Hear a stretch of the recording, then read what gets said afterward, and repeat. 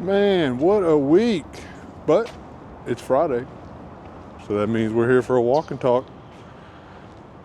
So much to cover too. Lots of big things. The Golden Triangle hunt came and went, and it was a great success. Completely sold out. Everybody had a great time. Here's some footage from it so you can see. I had to go by my important delivery that I get every day from the mail to let you know who was first. So, Caesar, where are you at? Wait. First Caesar, all right. You're going to set boss over to you.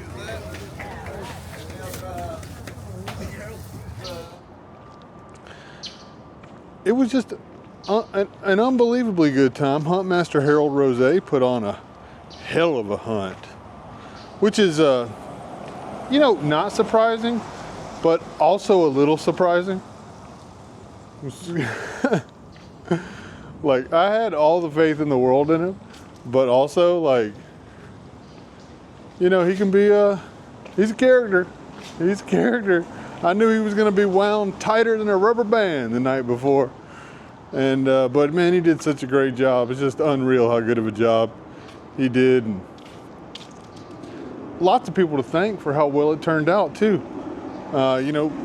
Thanks to Mark Tominski and Nocta for donating a score that little Caesar won. Here's a picture of that, which is really cool. He was happy. Marty Hathaway took away one that, because we also bought one. And hopefully they both enjoy it. But man, isn't it great to see a little kid smile with their new detector? I don't know. Warms my heart this Christmas season. And I need it too, because I don't know about you guys, but like it seems like the older you get, the harder it is to feel the spirit of like just the holiday thing. It's always like busy. And sometimes you gotta like sit back and look at a Christmas tree or something. I don't know. So I like the lights. I'm one of those people that neon lights and blinky lights, it works for me. Oh, you know what? Well, I'm walking up to this park. Let me tell you something. I've got a video that's going to be coming out which talks about this program that I am now officially referring to as Deep Clanker, because it's AI generated.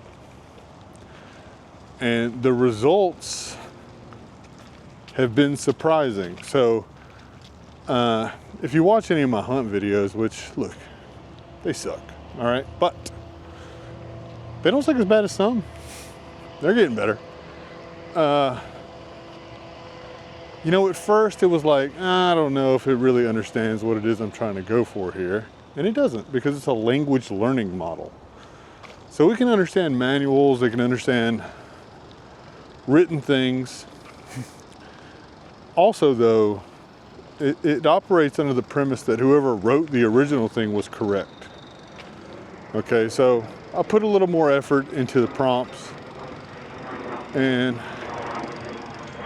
I'm gonna tell you, this second incarnation, this Deep Clanker program, it unlocked some cool stuff. And I guess it's cool to me because like, this is the place that I pounded. Not only did I pound it with the Deus 2, but I pounded it with the Manticore before, right? So, I mean, I've primarily hunted this area with the Manticore. And in the past, well, since I got the Manticore, it's the only thing that I've hunted with. I think I did one hunt, and I used the Deus 2. Which, by the way, I'm not discounting, Deus 2, great machine. And if I had to pick, if I was going into battle, what would I choose as like my go-to? It'd probably still be the Deus 2. With that said though, the Manticore is a hell of a tunable machine. And I just didn't realize, for example, on the Deus 2, you make adjustments and they seem very incremental. Okay, on the Manticore, it's like closing doors and opening doors. The machine's behavior changes completely. And it just, like for example, I found this fire damaged Barber dime. Here's a picture of it. This is not the kind of signal that sounds, well, it doesn't sound like a normal silver dime, okay? But it was in a spot, when I say a spot, I mean like a 10 by 10 foot spot, a small spot that I've gone over repeatedly, completely iron infested. And 100%, I have like, well, I thought I had dug every single solid target there. And it hit that thing beautifully. And even though it rang up lower, I don't know, it hit just right, okay? And who knows? I mean, there's a bunch of things going on here. It's not a controlled environment, okay? So it's not like I'm in a test garden. But as far as real world is concerned, that was a hell of a find. I got excited about that. And also, I've dug 2 war nickels in 2 hunts with deep clanker. Now, anyone who's found war nickels, which are 35% silver, knows that sometimes they're a little all over the place. They can be like, they can ring up like a normal nickel, and they can ring up a little bit higher. Sometimes they're like can be below a zinc penny. It's just weird, okay? But both times it just hit, I don't know, and they were deep. So whether or not deep clanker is a good program, that remains to be seen. I like the results. The one thing is though, it's made me excited to go hunt with it. And that is more important than anything else. Because the more excited I am to be out hunting, the better time I have, the longer I stay, the more holes I dig, which increases the amount of stuff I find, okay? Because no matter what, whether you're out there with a bounty hunter, you know, whatever, some bow thing, whatever, you know, low end product. If you're digging holes, if it beeps, then it repeats and you dig it, your chances of finding cool stuff are so much greater, okay? And, you know, it just really has turned me on in a way that I haven't felt in a while. You know, because after a while, I don't want to say there's a banality to metal detecting, but no one thinks of metal detecting as like a thrilling hobby. For those of us who do it, it is thrilling though, because you know, you open a hole, you see something shiny, and it gets you. But after a while, you're used to seeing the same shiny. Not that it doesn't get you, but it doesn't get you the same way, okay? And I think this is sort of like, part of what's like leading me to, I feel, and comment if you've experienced this, maybe I am transitioning into a little more of like a relic, not a relic hunter so to speak, but finding them is thrilling me a little more than it used to. Now, I'll never say that I'm done with or sick of Rosies and Mercs and stuff like that, but I find them a lot. And anything you find a lot, I refuse to say that it's gotten old, because it hasn't. But it's not the same, okay? It's not the same. And, you know, we all experience this, not just with metal detecting, but other things. Now, it doesn't hurt the fact that silver's through the roof right now. That's a whole other topic of conversation. I don't think that's a good sign. But also, you know, since I got the mind of a goldfish and I jump around a lot, and by now you've probably realized this, a lot of people are telling me, you know, what are we going to do about these hunts with the price of silver? You know what? They're going to have to cost more. Unpopular opinion. If you want to have silver. Here's my next opinion. These manufacturers, it's time to put more skin in the game, guys. Now, for a long time, and I will say Garrett has been a massive supporter of the hobbyist endeavors, big donators. And you know what? I can't thank them enough for that. It's time for the other guys to step up.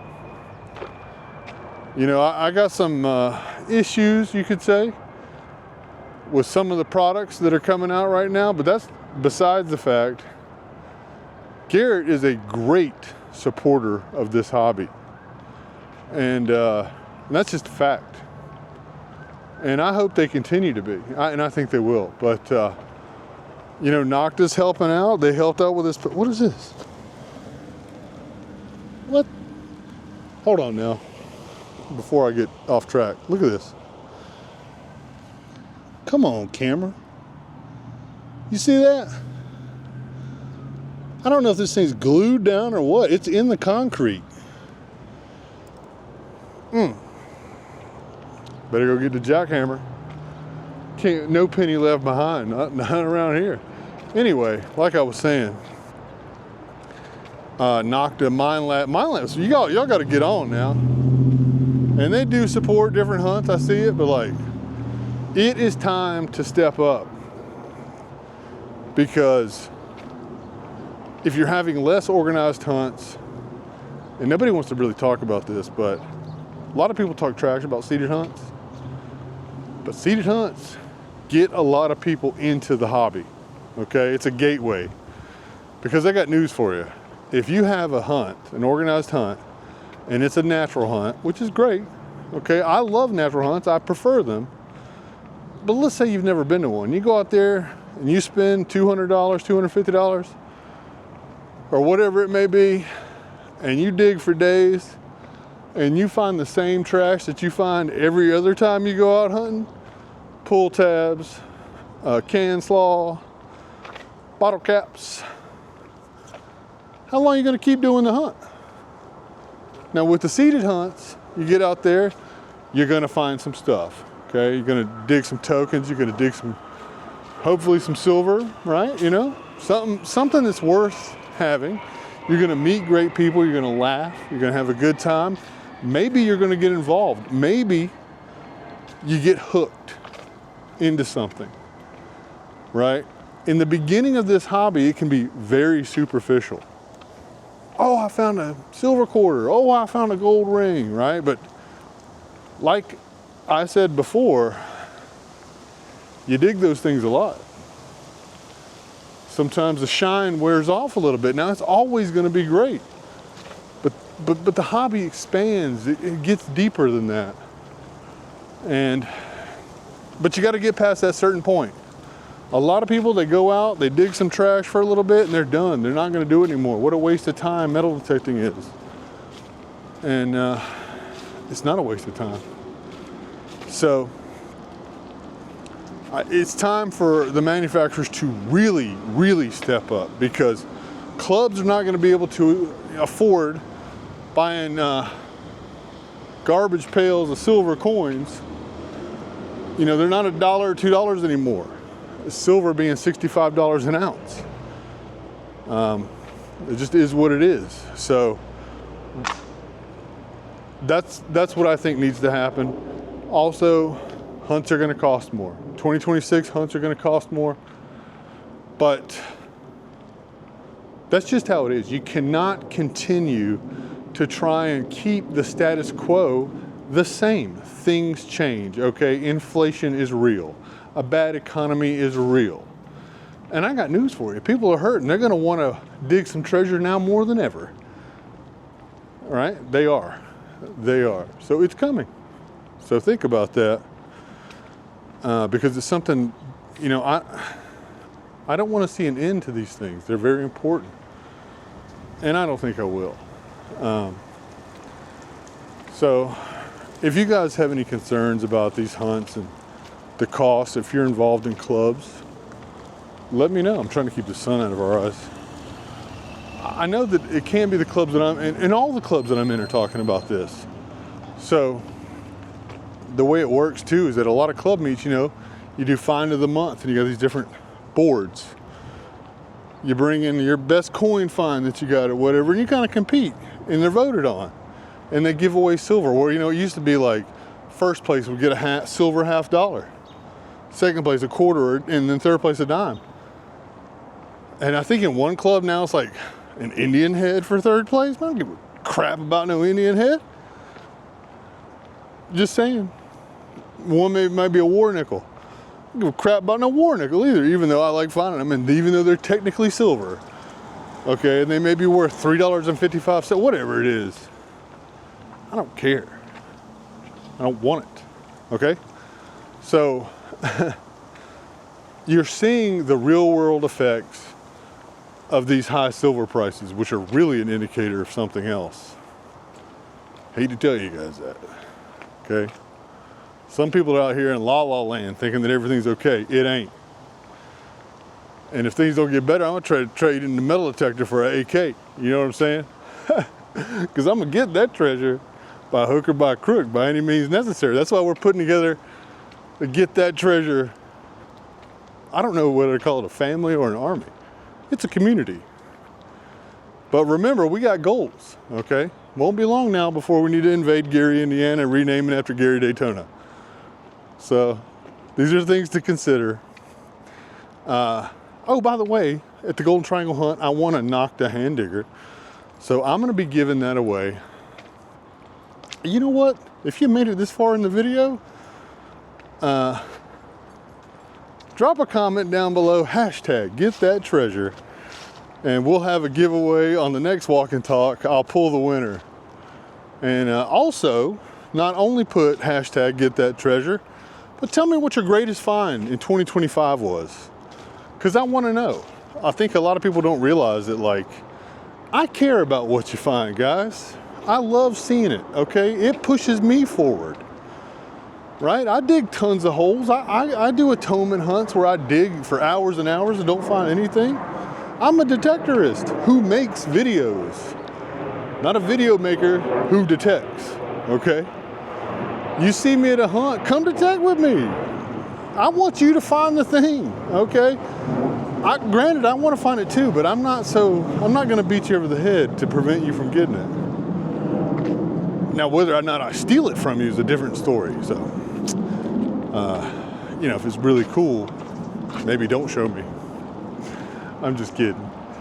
But anyway, what are some other things too? Hey, if you're in America, you should sign up for American Digger magazine too. I love that magazine. Another great supporter of this hobby, and it helps to see what other people find. That's why I make those favorite finds videos. And also, send in your favorite finds to igetthattreasure@gmail.com.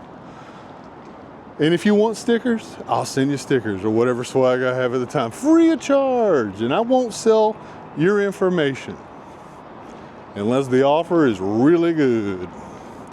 Anyway, I hope you guys get out this weekend. I hope you get that treasure. And thank you so much for watching.